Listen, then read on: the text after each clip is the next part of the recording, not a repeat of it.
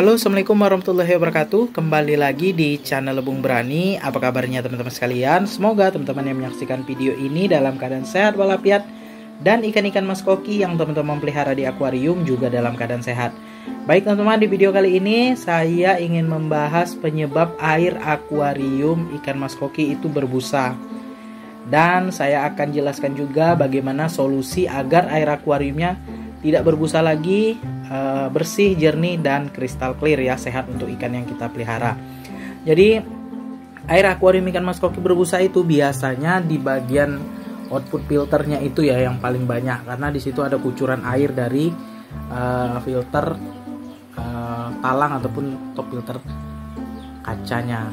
Kemudian kalau yang pakai mushroom biasanya di semburan mushroomnya itu, di mulut mushroomnya itu biasanya busanya berlebihan. Memang kalau pakai mushroom di bagian muncung mushroomnya itu memang berbusa tapi tidak parah teman-teman. Tapi kalau misalnya di indikasi itu berbusa, itu pasti penuh ya di sekitaran permukaan akuariumnya. Jadi di sini saya akan jelaskan ya beberapa penyebab dari air akuarium itu berbusa, kemudian solusinya supaya air akuariumnya tidak berbusa lagi.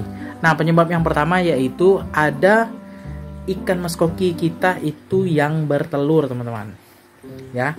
Jadi ikan mas koki itu mau memijah ya atau mau bertelur, baik itu pejantan atau betinanya, itu mengeluarkan lendir yang banyak sehingga lendir itu diaduk oleh output filter ya, dorongan dari output filter yang kucuran ke bawah maupun dorongan seperti ini.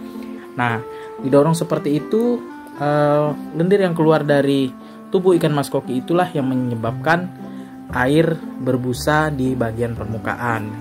Itu yang saya amati dari akuarium saya yang ikan mas kokinya bertelur.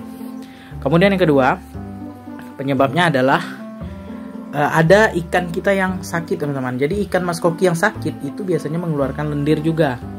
Jadi ikannya biasanya mojok di bagian lantai akuarium atau di sudut-sudut ya.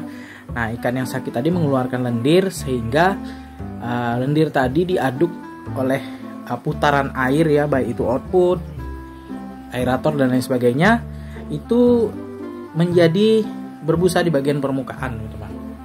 Nah, seperti itu ya. Kemudian yang ketiga yaitu air yang kita masukkan ke akuarium itu kondisinya kurang bagus, kurang baik ya. Jadi kalau misalnya kalau saya nih ketika hujan ya, posisinya hujan.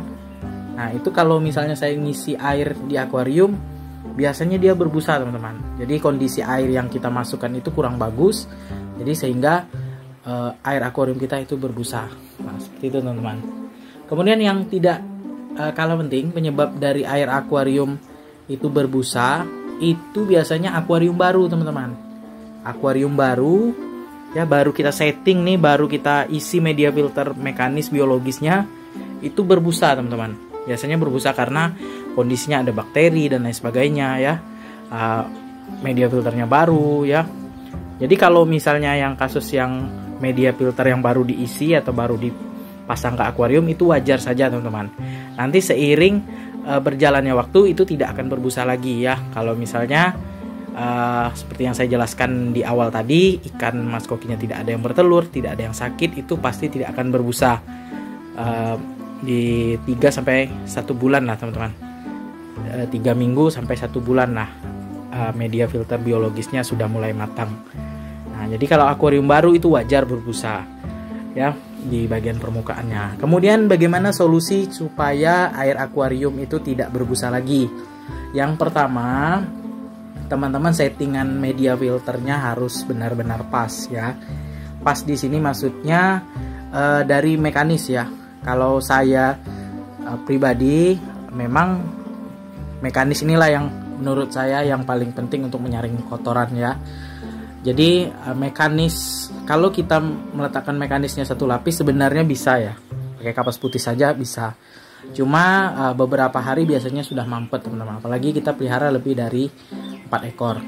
Jadi yang pertama yang harus teman-teman terapkan adalah pakai media filter mekanis itu yang berlapis, mulai dari yang paling jarang ke paling rapat. Misalnya teman-teman ada biofoam nih yang ukuran 5 cm, pakai 2 kemudian bawahnya agak rapat lagi, pakai busa Grand Wall ya, yang busa yang hijau atau yang biru, ada juga ya, sama seperti kapas putih tapi dia bisa digunakan berulang-ulang. Nah itu pakai 2 lapis, kemudian baru kapas putih. Kalau teman-teman nggak mau pakai kapas putih nggak masalah, yang penting media filter mekanisnya harus berlapis dari paling jarang ke paling rapat. Misal teman-teman pakai jaring layan 1 lapis, 2 lapis biofoam, baru busa Grand Wall-nya 2 lapis, pakai top filter talang seperti ini.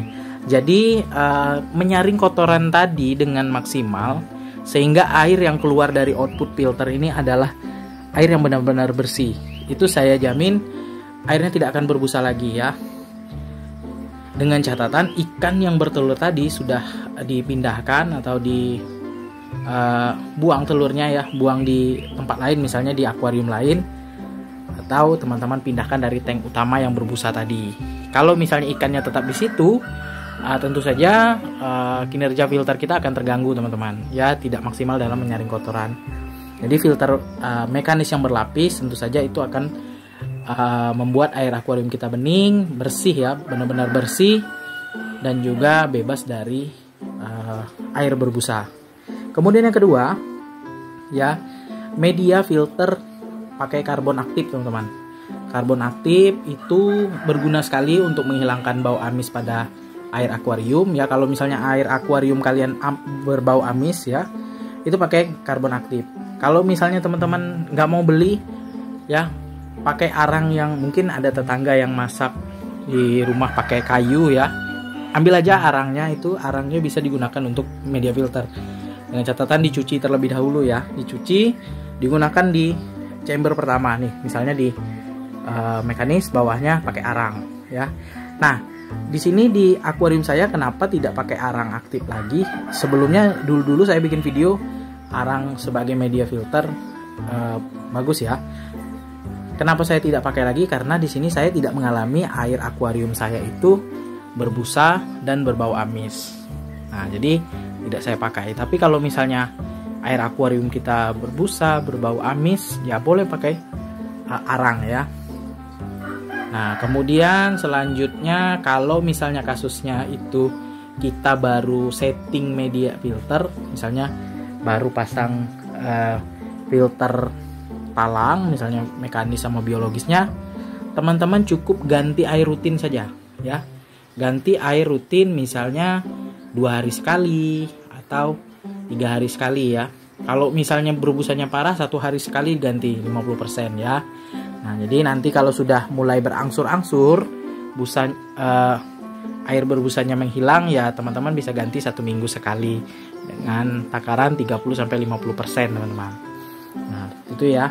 Nah, kalau misalnya kondisinya ikannya lagi bertelur, misalnya ikannya ada bertelur, kita pindahkan, kemudian kita kembalikan lagi ke akuarium ya.